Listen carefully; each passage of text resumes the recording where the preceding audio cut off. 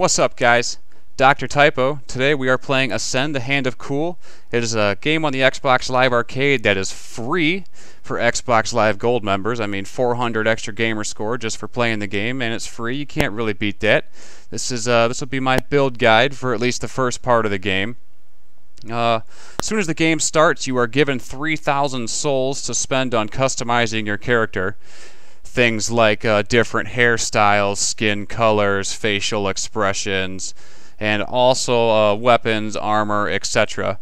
You will not be buying any of these things, though. Instead, you will be going with the free upgrades, as you will need to save your souls to spend on spells, which I will get into shortly. As soon as you start the game, though, it tells you to go and choose from one of three gods. That is, the gods are Light, Dark, and Void. Void will be the god that you want to choose from first. And that is because you get the Seeker spell, and as soon as you get that spell, I'll explain that. But the Seeker spell is probably one of the better starting spells anyways. Upon choosing your god, you will be gifted with an achievement and a gamer picture. My, that was hard work. We've been here all of what, 10 minutes, if that? Then you will be released into the world of Ascend, upon which you will have to do a little brief tutorial teaching you the mechanics of combat. You know, mash X, mash Y, mash them in a combination. However, that is not hardly at all what you will be doing for the majority of the game. Instead, you will be holding the trigger, hitting X, and dashing past everything, because you do not want to participate in any combat unless you have to, like you have to right here. You have to kill the witch doctor in order to get past that little objective. And the reason you don't want to participate in any combat is because you do not want to get past level 5.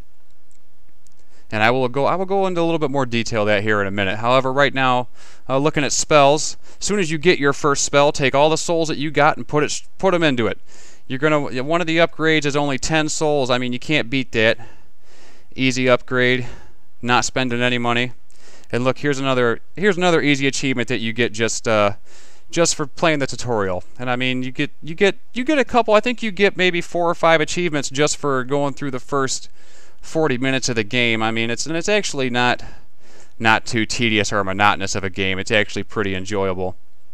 But yeah, again, you know, avoid any and all combat that you can. Only participate in combat over objectives. You know, if you have to do some combat in order to move ahead a little bit, then you know you got to do what you got to do. However, anything that you can run past, you will run past.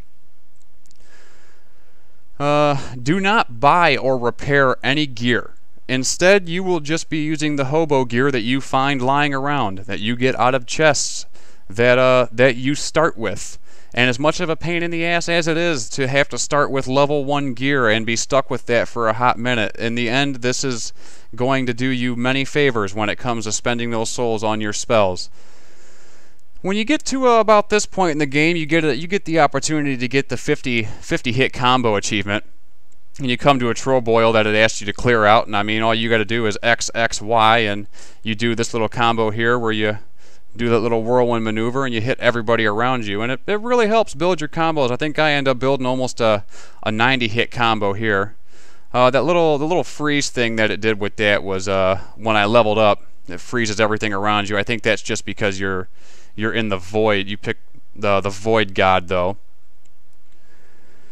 As soon as you can, though, as soon as you finish the tutorial, and the part where you finish the tutorial is coming up here in a minute, is when you will want to ascend.